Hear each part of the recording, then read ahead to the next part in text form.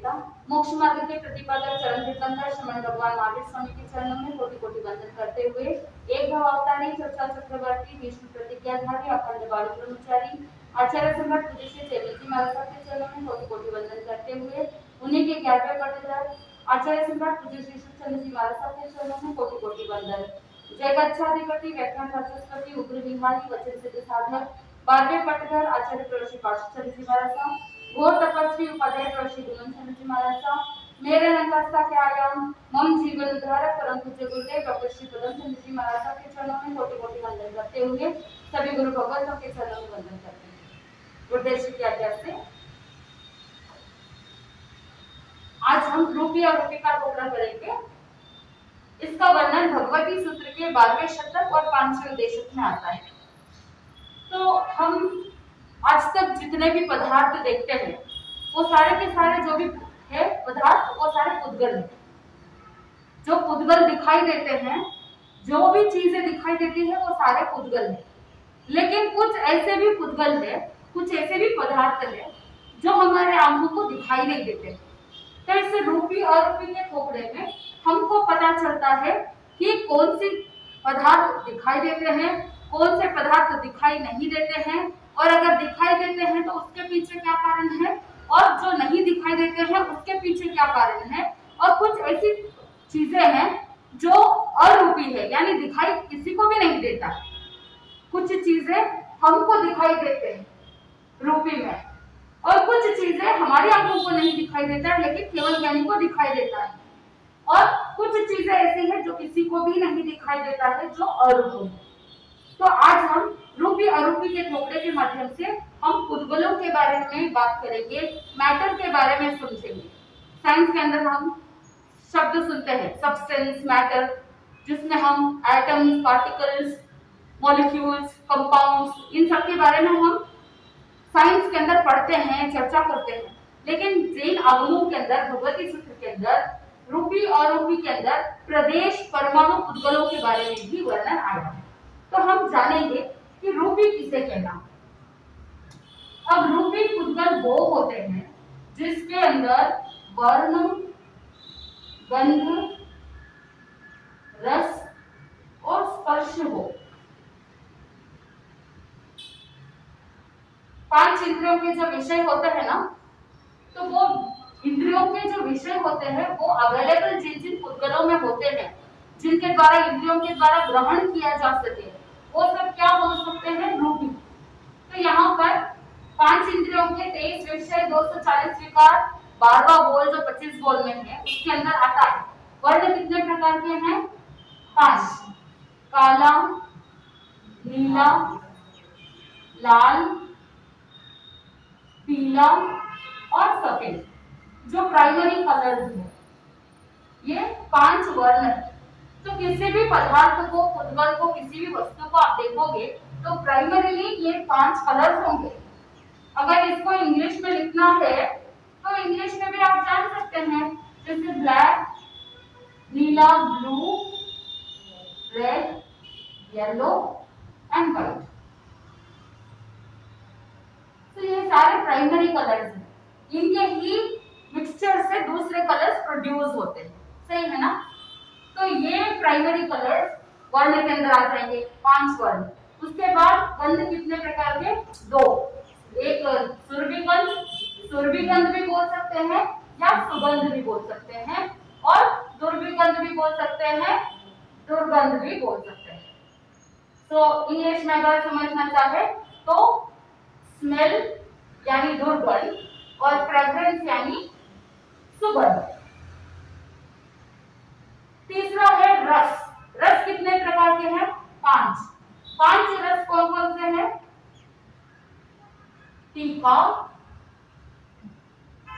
कड़वा, कसेला, खट्टा और मीठा। ये 5 प्रकार के टेस्ट है। रस यानी test. So it can be sour, it can be sweet, it can be bitter। ऐसे तीखा, कड़वा, कसेला, खट्टा और मीठा। खट्टा तो आपको पता है टैमरिन जैसे खट्टा होता है, सिट्रस फ्रूट्स होते हैं, लेमन होता है, वो सब खट्टे में आ जाता है। मीठे में anything which is sweet, sugar या जैगरी वगैरह वो सब मीठे में आ जाएगा। तीखा जो बहुत ज्यादा स्पाइसी है वो तीखे में आ जाएगा। कड़वा सावर में आ जाएगा। और कषाया सावर में आ जाएगा, कड़वा आके बिटर में आ जाएगा। तो ये सारे टेस्ट है। सो इन रूपी फुटबॉलों में आपको ये 5 प्रकार के वर्ण, 2 प्रकार की गंध, 5 प्रकार के रस और 8 प्रकार के स्पर्श प्राप्त होते हैं। स्पर्श कितने प्रकार के? 8। उसमें कौन कौन से हैं? खुरदरा, कोमल, हल्का, भारी, ठंडा, गरम, लूखा,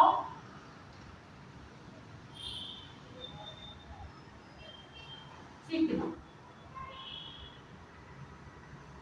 ये 8 प्रकार के स्पर्श है। अब कोई भी वस्तु आप लेते हो तो उसमें 8 प्रकार के स्पर्श यानी सेंस ऑफ टच आपको समझ में आते हैं।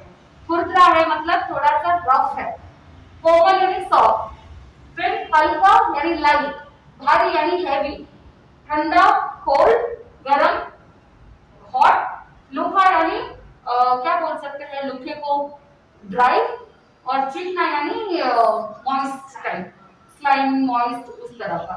तो ये जिन पदार्थों में वर्ण, गंध, रस और स्पर्श होता है वो क्या कहलाते हैं? रूपी पुद्गल। अब रूपी जो पुद्गल होते हैं वो 2 प्रकार के होते हैं।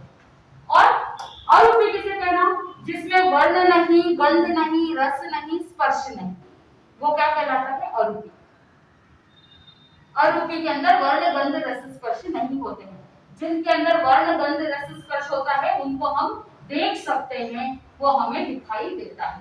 तो अब हम जानेंगे रूपी पुद्गलों के भेद के बारे में। जो रूपी पुद्गल होते हैं वो 2 प्रकार के हैं, 2 टाइप।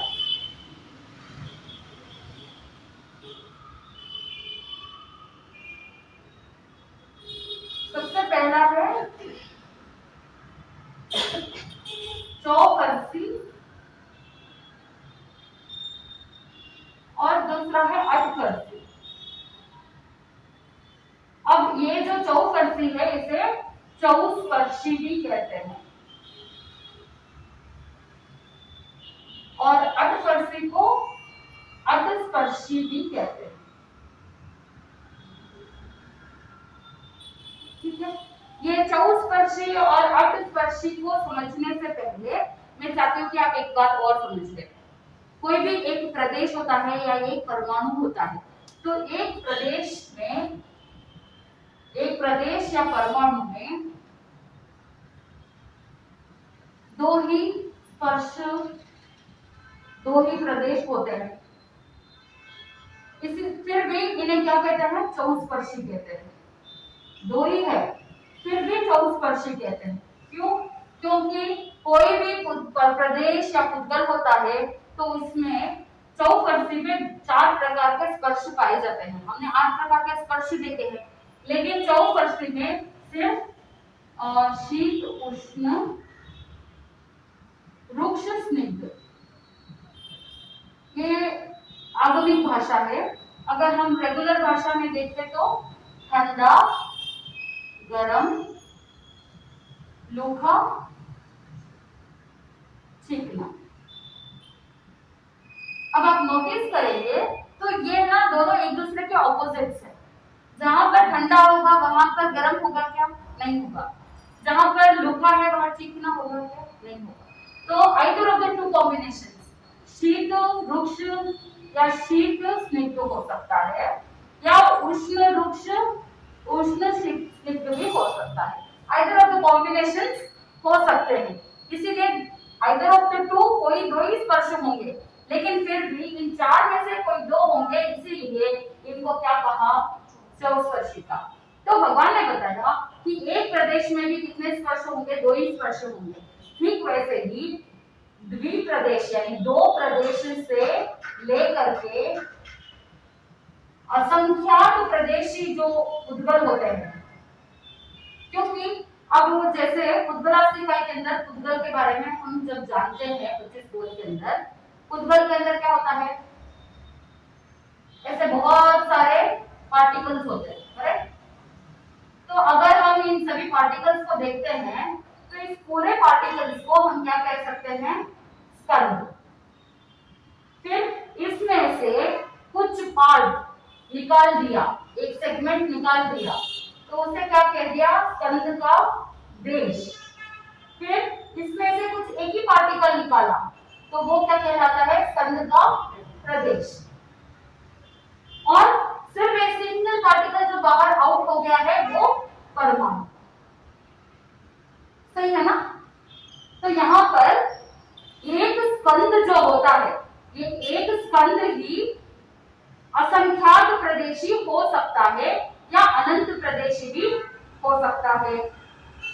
तो द्विप्रदेशी यानी दो प्रदेश से लेकर के असंख्यात प्रदेशी जो भी होते हैं वो सब चौस्पर्शी में आते हैं, यानी 2 से लेकर के 4 स्पर्श तक पाए जा सकते हैं। कहीं कहीं आगमों में 4 की जगह 2 ही होते हैं या 2 की जगह कभी 4 स्पर्श भी होते हैं, अलग अलग अपेक्षा से, तो वो चौस्पर्शी में आ जाते हैं। तो द्विप्रदेशी से लेकर के असंख्यात प्रदेशी जितने भी उद्गल होते हैं वो सभी कौन सी कैटेगरी में आएंगे, चौस्पर्शी कैटेगरी में आएंगे। ये हमारे चर्म चक्षुओं के द्वारा या माइक्रोस्कोप के द्वारा दिखाई नहीं देते हैं, लेकिन इनको दिखाई दे सकते हैं चौस्पर्शी, केवल यानी अपने प्रत्यक्ष ज्ञान से, आत्मा के ज्ञान से देख सकते हैं। जिनको भी प्रत्यक्ष ज्ञान होता है वो अपने प्रत्यक्ष ज्ञान से, विशेष आत्मा की शक्ति से वो चौस्पर्शी सूक्ष्म जीवों को या सूक्ष्म उद्गलों को देख सकते हैं। रूपी है लेकिन हमारे आंखों को दिखाई नहीं देते। फिर असंख्यात प्रदेशी तक चौस्पर्शी है, लेकिन जो अनंत प्रदेशी है वो अनंत प्रदेशी जितने भी उद्गल है वो सभी अटस्पर्शी में आ जाते हैं। तो हमारे पांचों इंद्रियों से हम जो देखते हैं या माइक्रोस्कोप से जो हम देख रहे हैं या जो भी विषयों को हम ग्रहण करते हैं वो सब कितने प्रदेशी है, अनंत प्रदेशी है और अटस्पर्शी। बाकी सब चौस्पर्शी है जो हमारी आंखों को दिखाई नहीं देते।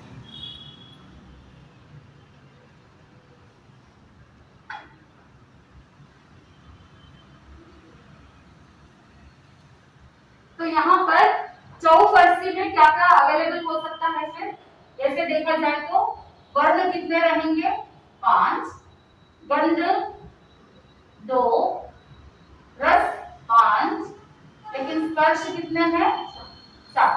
कहीं कहीं आगमों में लिखा हुआ है 2 से 4, कहीं 2, 3, 4 ऐसे 2 to 4 रेंज बताया है, लेकिन हम यहाँ पर 4 स्पर्श लिखेंगे। और अटस्पर्शी में कितने रहेंगे, 5 वर्ण, 2 गंध, 5 रस और 8 ही स्पर्श पाए जाते हैं। ठीक है।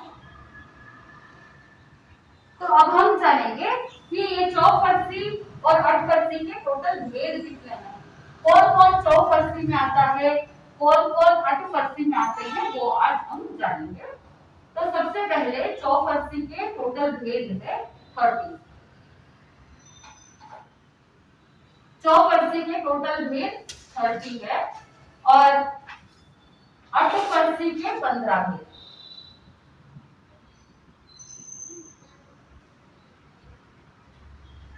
तो ये 30 भेद कौन कौन से हैं, इसके पीछे क्या कारण है कि ये चौस्पर्शी क्यों है, ये भी पता चल जाएगा। सबसे पहले बताया 18 का, फिर 8 कर्म। एक बार मैं लिस्ट आउट कर देती हूँ फिर आपको एक्सप्लेन करूंगी। 1 कारणम शरीर,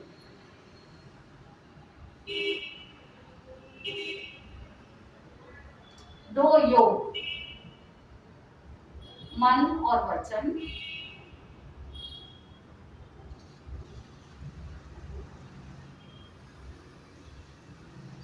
1 सूक्ष्म पुद्गलास्थि का स्कंद।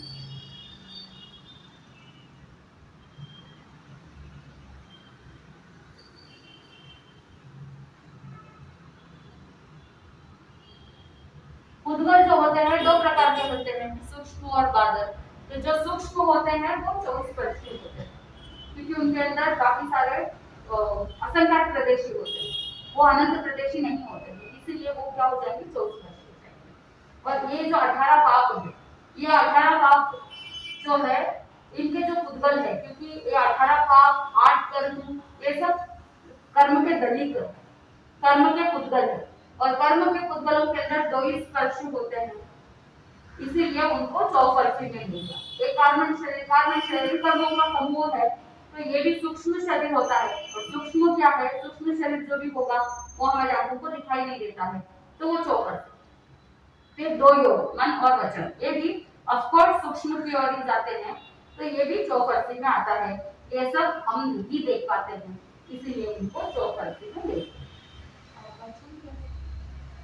वचन जो शब्द हम बोलते हैं, तो वो तो साउंड के वाइब्रेशंस को हम सुन सकते हैं, लेकिन उन पुद्गलों को देख नहीं पाते। पुद्गल रूपी नहीं है, मतलब रूपी होते हुए भी इतना स्थूल पुद्गल नहीं है कि हमारी आंखों को हम देख पाए, इसीलिए उनको 100% मिले। रूपी है इसीलिए हम सुन पा रहे हैं, उसको ग्रहण कर पा रहे हैं, लेकिन 100% है क्योंकि वो असंख्यात प्रदेशी या अनंत प्रदेशी नहीं है, इसलिए। फिर 8% के 15 भेद, 8% के 15 भेद में क्या क्या आ जाएगा, 6 द्रव्य लेशिया,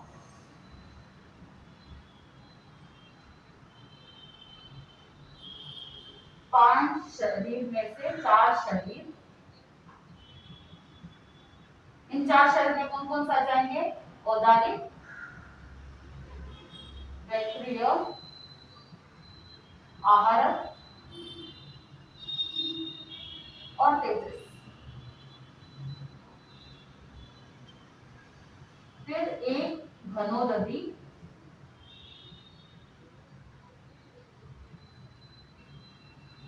एक भेद घनवाय, तनवाय,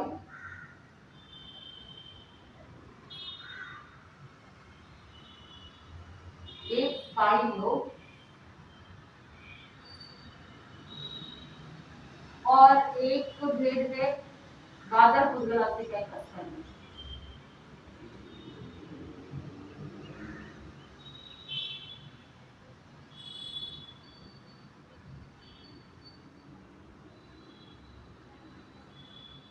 तो यहाँ पर द्रव्य लेशा किसे कहते हैं, कि जो बादल रूप से जो पुद्गल के परिणाम होते हैं, वो बादल पुद्गल परिणाम को द्रव्य लेशा, यानी द्रव्य से जो कलर्स है तो वो द्रव्य लेशा है, और भाव लेशा जो होते हैं वो आत्मा के जीव के आंतरिक परिणाम होते हैं, भाव होते हैं।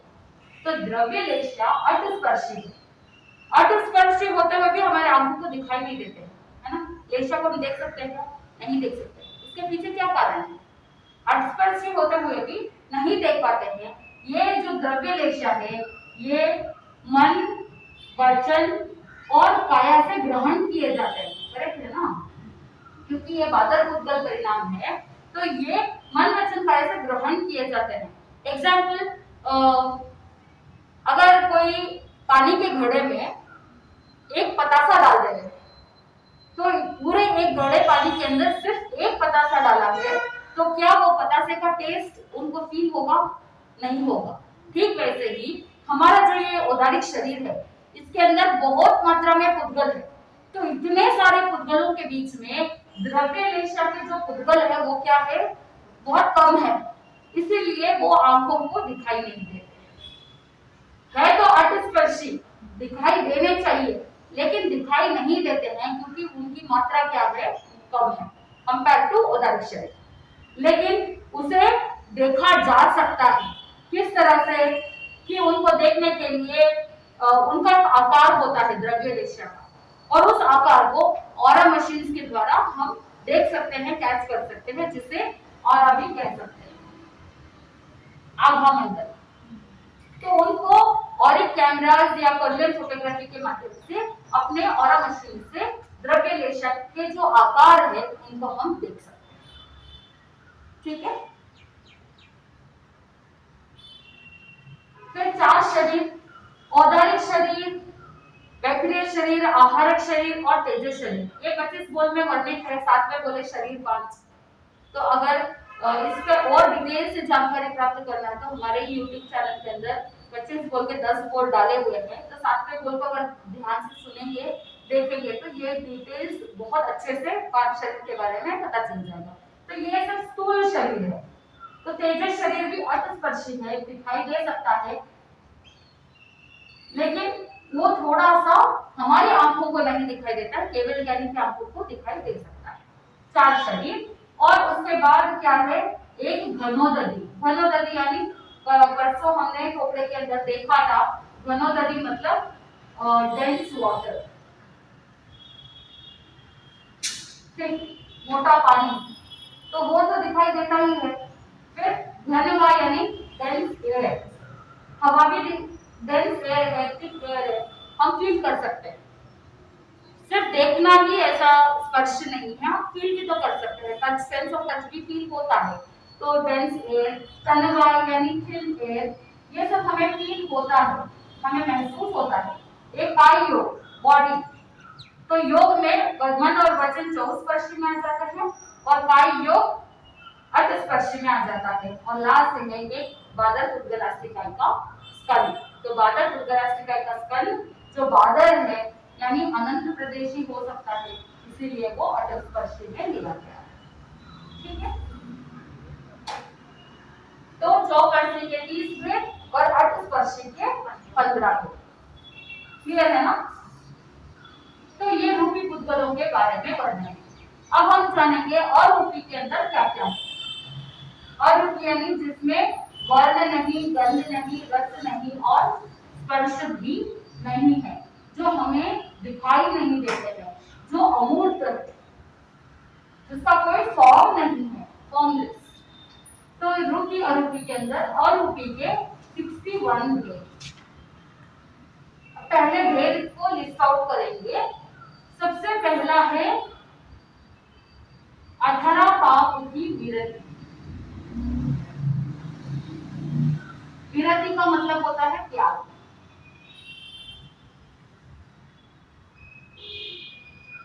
बारह उपयोग, 12 उपयोग कौन कौन से हैं?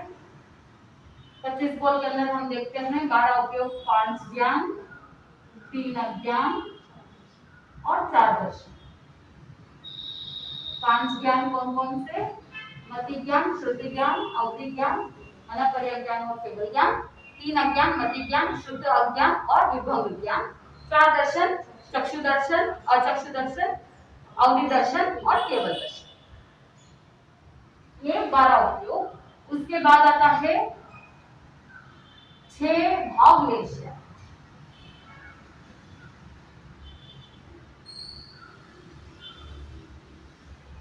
6 भावलेशा। उसके बाद 5 द्रव्य।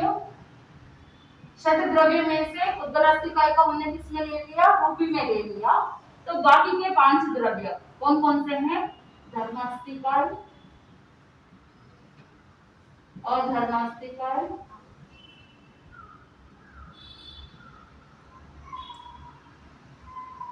आकाशास्तिकाय, काल द्रव्य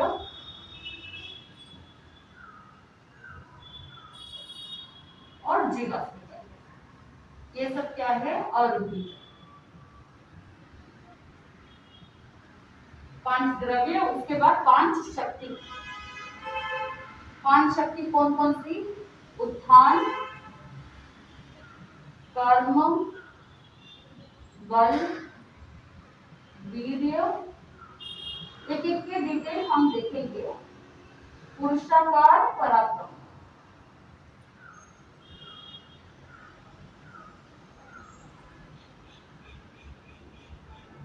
उसके बाद आता है 4 बुद्धि। 4 प्रकार की बुद्धि कौन कौन सी है? भगवान ने बताया। औत्पातिकी, रणनीति, कार्यनीति, परिणाम, ये 4 प्रकार की बुद्धि। फिर आता है 4 मति ज्ञान के भेद।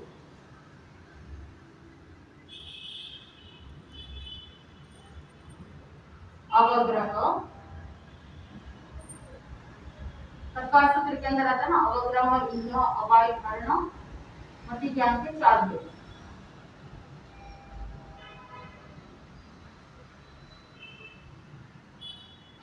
फिर आते हैं 4 संज्ञा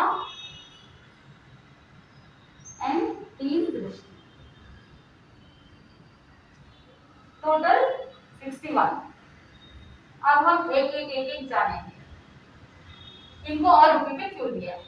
अब जैसे 18 प्रकार के विरति, 18 प्रकार के पाप के जो त्याग होता है, जैसे प्राणातिपात, विरमण, वृषावाद, विरमण, यानी उनका त्याग किया। 18 प्रकार के पापों का त्याग करना यानी कर्मों का क्षय करना या कर्मों का क्षयोक्षम करना, या ये जो ज्ञान, अज्ञान और दर्शन है, ये सब क्या है, जीव का उपयोग है।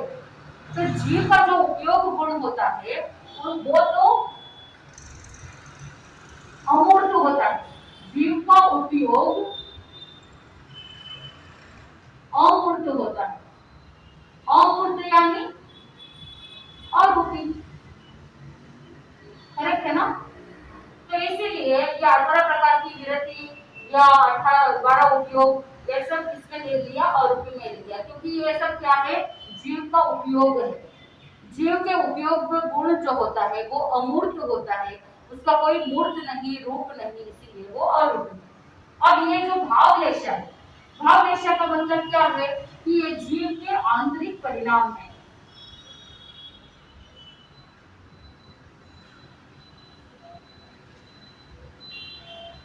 तो जीव के आंतरिक परिणाम में क्या है, अमूर्त है, करेक्ट। तो अगर आंतरिक परिणाम जो अंदर चल रहे हैं, भाव चल रहे हैं, तो ये आंतरिक भाव अमूर्त है और अमूर्त होने की वजह से वो अरूपी। उसके बाद आते हैं 5 द्रव्य। ना ये धर्मास्तिकाय, अधर्मास्तिकाय, आकाशास्तिकाय, काल द्रव्य, जीवास्तिकाय, ये सभी क्या है, अरूपी है। इनके अंदर वर्ण, गंध, रस, स्पर्श नहीं है। धर्मास्तिका यानी मीडियम ऑफ मोशन, और धर्मास्तिका यानी मीडियम ऑफ रेस्ट, आकाशास्तिका यानी स्पेस, काल द्रव्य यानी टाइम, जीवास्तिका यानी लिविंग थिंग्स। तो ये सभी अरूपी में आ जाता है। अब हम जानेंगे 5 प्रकार की शक्ति। 5 प्रकार की शक्ति, कोई भी कार्य करने के लिए 5 प्रकार की शक्ति होना बहुत आवश्यक है। एग्जाम्पल, सबसे पहला भेद है उत्थान। उत्थान यानी कोई भी कार्य करने के लिए सबसे पहले एक क्यूरियोसिटी जागृत होती है, उत्साह जागृत होता है। So initial enthusiasm, initial interest जो प्राप्त होता है उसे क्या कहते हैं, उत्थान। फिर कर्म, कर्म यानी क्रिया में परिणति करना। पहले इंटरेस्ट जगा और उसके बाद क्रिया करने के लिए व्यक्ति तैयार हो गया, क्रिया करना प्रारंभ किया, और उस क्रिया को करने के लिए क्या चाहिए, बल चाहिए, स्ट्रेंथ। स्ट्रेंथ भी प्राप्त हो गया। उसके बाद क्या है, वीर्य। वीर्य का मतलब क्या है कि ये आत्मिक शक्ति, इनर स्ट्रेंथ। इनर स्ट्रेंथ कह सकते हो या आत्मिक शक्ति। केवल शरीर से बल होना काफी होता है क्या, नहीं। आत्मिक शक्ति होना, आत्मिक उत्साह होना और आंतरिक पराक्रम होना, वो बहुत जरूरी होता है। तो पहले इंटरेस्ट जगा, फिर व्यक्ति क्रिया करने के लिए आगे बढ़ता है, क्रिया करना स्टार्ट करता है, और वहां पर वो अपना स्ट्रेंथ, अपना बल यूज करता है, और साथ में ही आंतरिक आत्मिक शक्ति को भी साथ में यूज करता है। और 5वां जो भेद है शक्ति का, पुरुषाकार पराक्रम यानी शारीरिक पराक्रम।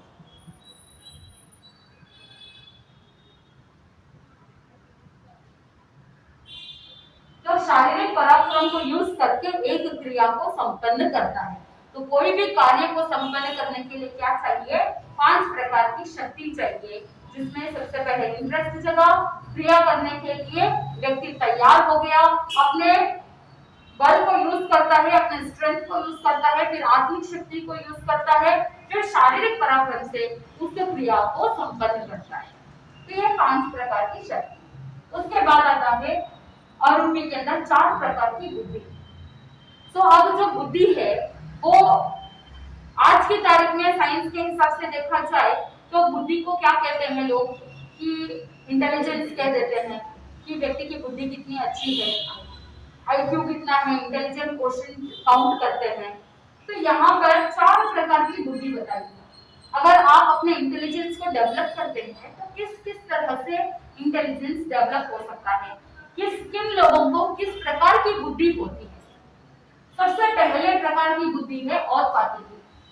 औत्पातिकी मतलब बिना कोई किताब पढ़े, बिना कोई शास्त्र पढ़े, बिना किसी से कोई कोर्स या कोई कोचिंग लेकर के, ट्रेनिंग लेकर के, बिना कुछ किए, बिना पढ़े लिखे, बिना कोई कोचिंग से अपने आप अंदर से जो उत्पन्न होता है ज्ञान या बुद्धि जो डेवलप होती है वो औत्पातिकी। कुछ लोग है ना एक वर्ड यूज करते हैं तैलीय बुद्धि। जैसे पानी के ऊपर अगर तेल हो तो पानी के ऊपर सिर्फ 1 ड्रॉप तेल डाला, ठीक है, तो वो तेल क्या करेगा, पूरे पानी में स्प्रेड हो जाएगा। वही अगर घी डाले तो जहां डाला है वो वहीं पर फैल जाएगा।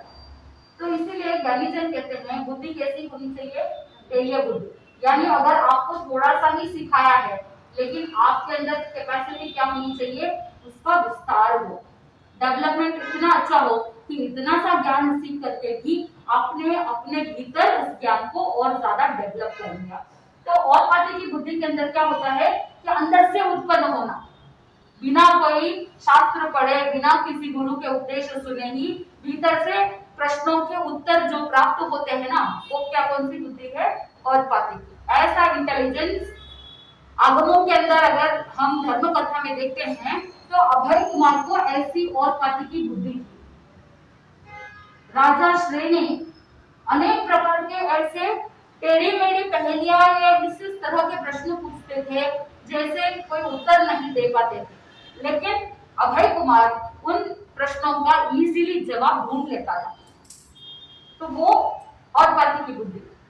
जैसे अकबर बीरबल की स्टोरीज आती है उसमें बीरबल की भी बुद्धि औत्पातिकी हो सकती है, ऐसा हम कह सकते हैं, बिकॉज उनके पास नॉलेज इतना था, इंटेलिजेंस इतनी थी कि वहां पर कैसे भी प्रश्न हो उनका हल वो निकाल ही लेते थे। नेक्स्ट है वैनयी।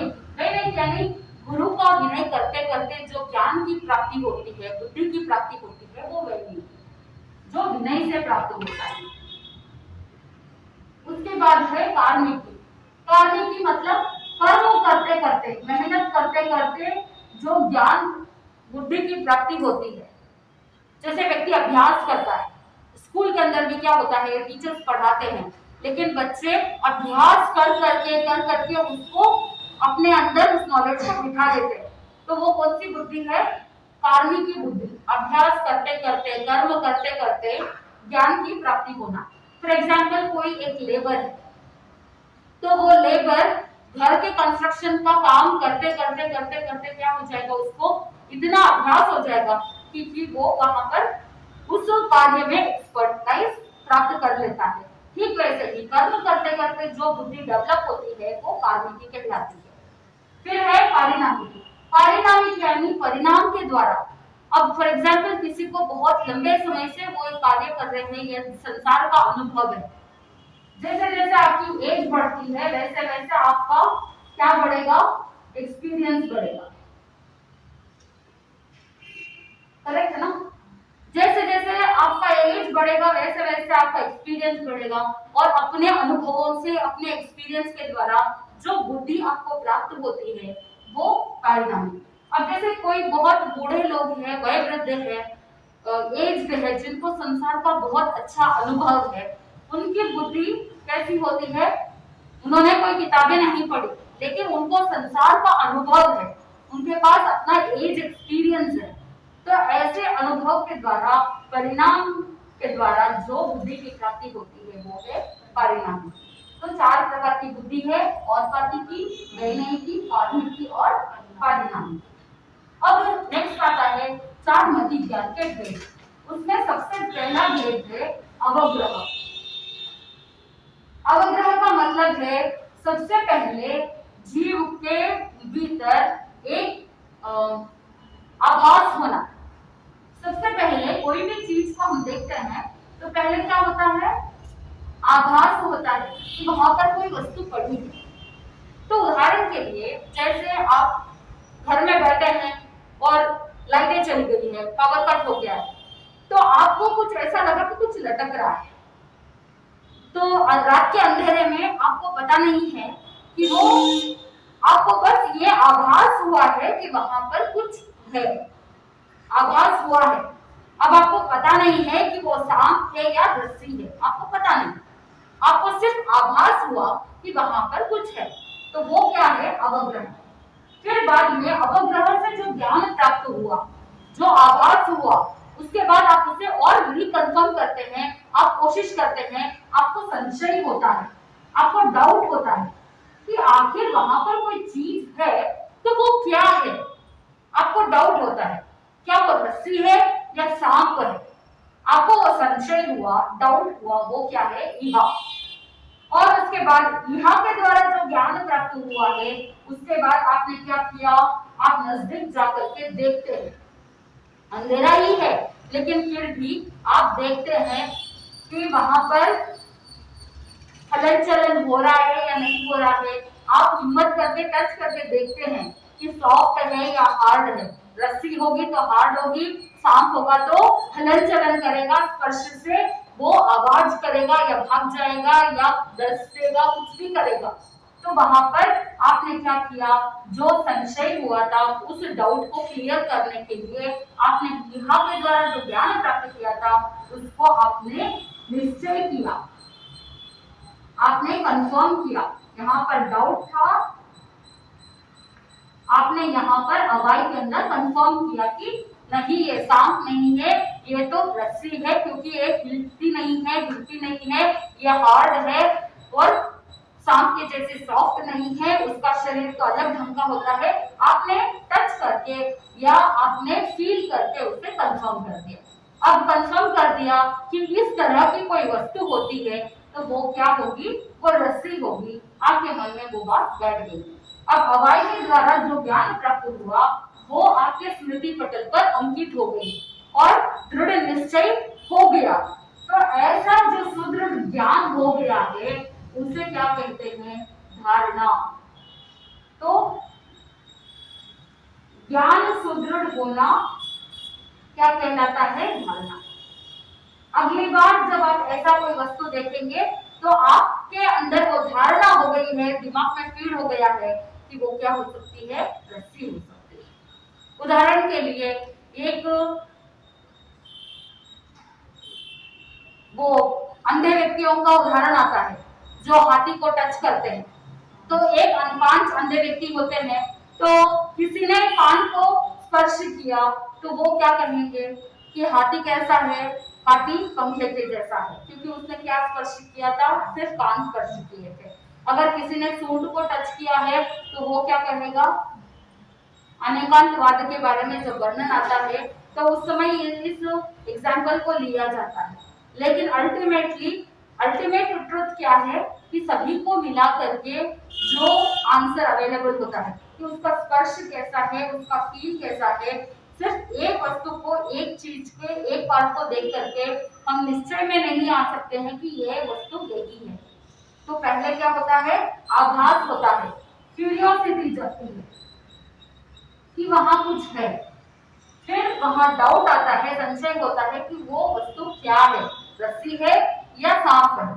डाउट को फिर बाद में अवाय के द्वारा निश्चय किया जाता है, कंफर्म किया जाता है और फिर जब वो धारणा ज्ञान सुदृढ़ हो जाता है तो उसे धारणा कहते हैं। तो मति ज्ञान के ये 4 गुण। फिर 4 प्रकार की संज्ञा, आहार संज्ञा, संज्ञा यानी इच्छा होना, आहार संज्ञा, भय संज्ञा, मैथुन संज्ञा और परिवर्तन।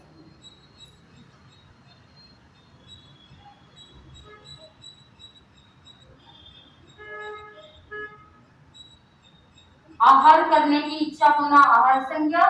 भय संज्ञा यानी वहां पर किसी को भय लग रहा है या भय होने की आशंका है तो भय संज्ञा। नहीं तो काम वासना काम को सेवन करने की इच्छा होना या यहाँ पर किसी के प्रति अटैचमेंट या ममत्व भावना की इच्छा होना परिग्रह संज्ञा। ये 4 प्रकार की बेसिक संज्ञा है। संज्ञा के ठोकरे के अंदर हम टोटल 10 भेद देखते हैं। तो जब भी संज्ञा का टुकड़ा करेंगे तो हम संज्ञा के 10 प्रकार के भेदों को देखेंगे, लेकिन मोटे रूप से संज्ञा कितने प्रकार की बताई जाती है? 4। और वो चारों ही क्या है? इच्छा है, जीव का परिणाम है, और जो जीव के परिणाम होते हैं वो सब अरूपी होते हैं। फिर 3 दृष्टि। 3 दृष्टि कौन कौन सी? सम्यक दृष्टि,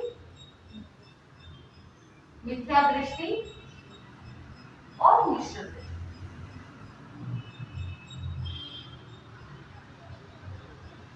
सम्यक दृष्टि, दृष्टि यानी ऐसा कह सकते हैं कि थॉट पैटर्न्स या अपनी धारणा हो सकती है। दृष्टि का मतलब देखना भी हो सकता है, दृष्टि का मतलब दर्शन भी हो सकता है। तो यहाँ पर सम्यक दृष्टि, जो सम्यक दृष्टि जीव होते हैं उनको भगवान की वाणी पर अटूट श्रद्धा होती है। मिथ्या दृष्टि जिनके अंदर वो जो ज्ञान है, तत्व का ज्ञान है, उसके विपरीत उनकी दृष्टि होती है। They go in a reverse order. फिर मिश्र दृष्टि, उनको दोनों ही ठीक लगते हैं। हाँ, देवी देवता भी ठीक लगते हैं, गुरु भगवंत भी ठीक लगते हैं, तो हाँ हमारा तो वो भी चले वो भी चले, तो वैसे मिश्र दृष्टि वाले। तो ये 3 दृष्टि ये भी जीव के परिणाम है, इसलिए ये अरूपी है। तो अरूपी के 61 भेद, 18 पाप की निरति, 12 उपयोग, 6 भावलेशिया, 5 द्रव्य, 5 शक्ति, 4 बुद्धि, 4 मति ज्ञान के भेद, 4 संज्ञा और 3 दृष्टि। तो इस तरह से रूपी के 2 भेद, चौकर्षी और अधस्पर्शी। चौकर्षी के 30 भेद, अटपर्शी के 15 भेद, फिर अरूपी के 61 भेद। इस तरह से रूपी और अरूपी का टुकड़ा भगवती सूत्र के 12वें शतक और 500 दशक में हमको प्राप्त होता है। तो इस रूपी और अरूपी के टुकड़े में पुद्गलों का वर्णन आता है कि किस तरह से पुद्गल अपने पुद्गलों के प्रदेशों के बारे में भी हम यहाँ पर जान सकते हैं कि कैसे पुद्गल एक दूसरे के साथ कनेक्टेड है, या हम जो पुद्गल देखते हैं वो अटस्पर्शी है, और वो सारे पुद्गल कैसे दिखाई देते हैं, क्यों दिखाई देते हैं, और कुछ पुद्गल हमको दिखाई नहीं देते हैं, क्यों नहीं दिखाई देते हैं, ये सारे रीजन हमको पता चल गया। नहीं तो बहुत बार ऐसा होता है कि लेशिया के बारे में हम सुनते हैं कि कृष्ण लेशिया, नील लेशिया, कापोत लेशिया, तो लेशिया, पद्म लेशिया, शुक्ल लेशिया, इसी प्रकार की लेशियाओं के बारे में हम सुनते हैं। लेकिन बहुत बार ऐसा होता है कि लेशिया के बारे में बहुत बात करते हैं, ऐसे परिणाम होते हैं, ऐसा कलर है, कलर के साथ कंपैरिजन होता है, लेकिन बहुत बार ऐसा होता है कि we are unable to accept that concept. लेकिन यहाँ पर उसका जवाब मिल रहा है कि ये भाव लेशिया जो होते हैं वो जीव का आंतरिक परिणाम है। तो आंतरिक परिणाम के अंदर एग्जाम्पल कृष्ण लेशिया वाले कैसे होंगे? जैसे क्रूरता है, नेगेटिविटी बहुत ज्यादा है, वायलेंस है, वो सब कौन सी लेशिया के अंतर्गत आ सकते हैं? कृष्ण लेशिया हो सकता है। अभी वर्तमान के अंदर समुच्चय के अंदर अगर देखें तो मनुष्य के अंदर 6 प्रकार की लेशियाएं प्राप्त होती है और वो चेंज होते रहते हैं। लेकिन नरक के अंदर, देवगति के अंदर ऐसा कहा जाता है कि उनकी लेशिया फिक्स्ड रहती है। और जैसे 7वीं नाथी के अंदर महाकृष्ण लेशिया है, उनके अंदर क्रूरता ज्यादा होती है। तो इस तरह से वो भाव लेशिया है, परिणाम है। लेकिन अगर द्रव्य लेशिया के हिसाब से देखें तो उनका क्या है? बादल पुद्गल परिणाम है। इसका मतलब क्या हुआ? उनके साथ कलर्स यानी ऑरा। जब उनके भाव लेशिया ऐसी है, क्रूरता है, और अगर उनके आकार को देखा जाए, ऑरा को अगर ऑरा मशीन से देखते हैं तो वो कैसा दिखेगा कि वहां पर उसके जो कलर्स होंगे वो बहुत ज्यादा डार्क दिखेगा, वहां पर ऑरा के अंदर क्रैक्स दिखेंगे। तो अगर भाव लेशिया अच्छी हो तो द्रव्य लेशिया भी क्या होगी? अच्छी हो सकती है। तो ये रूपी और रूपी के अंदर हमको बहुत सारे ऐसे साइंटिफिक रीजंस मिलते हैं जिससे हम कॉन्सेप्ट्स को क्लियरली इजीली समझ पाते हैं। जैसे 4 बुद्धि है, बहुत से लोग इंटेलिजेंट होते हैं, लेकिन किस प्रकार की इंटेलिजेंस है? उत्पत्ति की है, वैदिक की है, गुरु से उन्होंने विनय के द्वारा उन्होंने गुरु से सीखा, या उन्होंने कर्म करते करते अभ्यास करते करते, कुछ लोग ऐसे होते हैं जो दिन भर पढ़ते रहते हैं, हार्ड वर्क बहुत मेहनत करते हैं, और कुछ लोग ऐसे होते हैं जो और पाती की बुद्धि होती है, उनको ज्यादा पढ़ने की, सुनने की, देखने की जरूरत नहीं पड़ती, तो वो और पाती की बुद्धि, और कुछ लोगों को अपने एज एक्सपीरियंस के द्वारा भी उनको प्राप्त हो जाता है। तो इस तरह से ये सारी चीजें, अब कोई भी वस्तु को हमको जानना है तो ये मति ज्ञान के जो 4 भेद है ये हमको बताता है कि एक वस्तु के ज्ञान को प्राप्त करने के लिए पहले स्टेज में क्या होता है, प्रोसेस बताया कि कभी भी कोई भी नॉलेज को प्राप्त करना है, ज्ञान को प्राप्त करना है, तो सबसे पहले क्यूरियोसिटी जगेगी, सबसे पहले कुछ आभास होगा, उसके बाद एक डाउट आएगा कि वस्तु क्या है, फिर बाद में उसको अवाई के द्वारा कंफर्म किया जाता है, फिर धारणा बैठ जाती है, हाँ इस तरह की वस्तु जो है ये अगली बार देखेंगे तो हमको क्या पता चलेगा, ये यही वस्तु है। बच्चे जब बहुत छोटे होते हैं तो उनको माँ क्या करती है, चाहे घर के अंदर माँ हो या स्कूल के अंदर टीचर हो, वो बताते हैं या तो 3D कोई भी एक ऑब्जेक्ट के द्वारा उसको टच करा के या उसके कलर को समझा करके बच्चे को सिखाते हैं कि ये क्या है, लाल कलर है, ये इस तरह का शेप होता है, तो ये क्या कहलाता है, एप्पल है। बच्चे को नहीं पता एप्पल है, लेकिन उसे क्या किया जाता है, उसे सिखाया जाता है, और जब पहले उस बच्चे को क्यूरियोसिटी होती है कि ये वस्तु क्या है, फिर उसको तो पता नहीं है क्या है, फिर माँ उसको क्या करती है, उसके डाउट को क्लैरिफाई करती है और धारणा उनके अंदर बिठा देती है कि अगली बार उसके माइंड में ऐसा फिट हो जाता है कि अगली बार जब भी वो उस शेप को देखेगा तो वो क्या कहेगा, बेटा ये क्या है, पूछोगे तो क्या, वो बच्चा क्या कहेगा, एप्पल। वो किसकी वजह से है, मति ज्ञान का ही भेद है, धारणा, क्योंकि अवग्रह विना अभय के बाद ही धारणा आती है।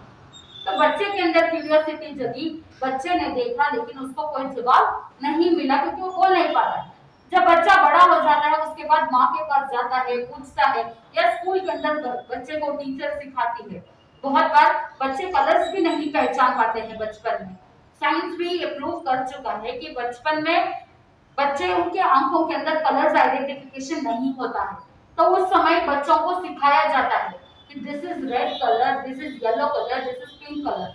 तो फिर जो धारणा अंदर बैठ जाती है, जो मति ज्ञान की शुद्धता आती है, उसके बाद वो धारणा की वजह से अगले बार उस बच्चे को आपने पूछा कि बेटा ये क्या कलर है, तो फटाक से बोल देगा मम्मी ये पिंक कलर है, ये ब्लू कलर है। ये किसकी वजह से हुआ, धारणा। तो जैन धर्म के अंदर जो भी चीजें हम सीखते हैं वो सब बहुत साइंटिफिक है, समझने वाले चाहिए, क्योंकि बचपन में हमने ये सारी चीजें करी है, हमको पता नहीं होता है उस समय हम जा जाके, बचपन में आपने देखा होगा बच्चे बहुत सारे क्वेश्चन करते हैं, एक के बाद दूसरे प्रश्न। कुछ माता पिता क्या करते हैं, उनके प्रश्नों को वहीं पर टोक करके स्टॉप कर देते हैं कि बार बार बहुत क्वेश्चन पूछते रहते हो, अगली बार क्वेश्चन नहीं पूछना, डांट देते हैं। लेकिन उनकी क्यूरियोसिटी को कभी भी रोकना नहीं चाहिए, क्योंकि बच्चे को चीजों के बारे में पता नहीं होता है, उस समय वो या तो टच करके या फील करके, कभी कभी आपने देखा होगा बच्चे मुंह में कोई चीजें डाल देते हैं, उनको फील करना होता है, कैसे क्या टच होता है, कैसा फील होता है, कैसा टेस्ट होता है। यानी 5 इंद्रियों के जो विषय है, उन 5 इंद्रियों के विषयों के द्वारा वो उस वस्तु के ज्ञान को ग्रहण करने की कोशिश करता है। लेकिन कुछ माता पिता होते हैं जो उस बच्चे को इन मति ज्ञान के इन 4 भेदों के थ्रू उन्हें सिखा देते हैं कि ये वस्तु खुरदरी है, ये वस्तु कोमल है, जो सॉफ्ट होता है उसे जो इस कलर का दिखता है वो वस्तु ये है। इस तरह से बच्चों को सिखाते हैं, और बहुत से बच्चों के क्यूरियोसिटीज को बचपन में ही माता पिता वहीं पे स्टॉप कर देते हैं, फिर बाद में जो इंक्विजिटिवनेस होना चाहिए बच्चों में वो नहीं रह पाता है। इसीलिए बच्चों को कभी भी रोकना टोकना नहीं चाहिए, उनके क्वेश्चंस को जवाब देने की क्षमता रखना।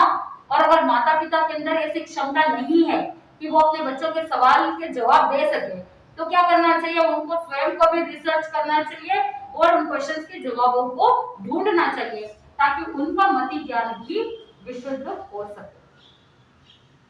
तो ये है रूपी और रूपी का थोपड़ा। तो जैसे जैसे आप अभ्यास करेंगे आपको आनंद की प्राप्ति होगी। आज इतना ही रखते हैं। तीर्थंकर भगवंतों के ज्ञान के विरुद्ध अगर कुछ कहा हो तो अनंत सिद्ध केवली भगवान की शक्ति से बारंबार इच्छा सेवम घंटे सेवम घंटे सेवम घंटे।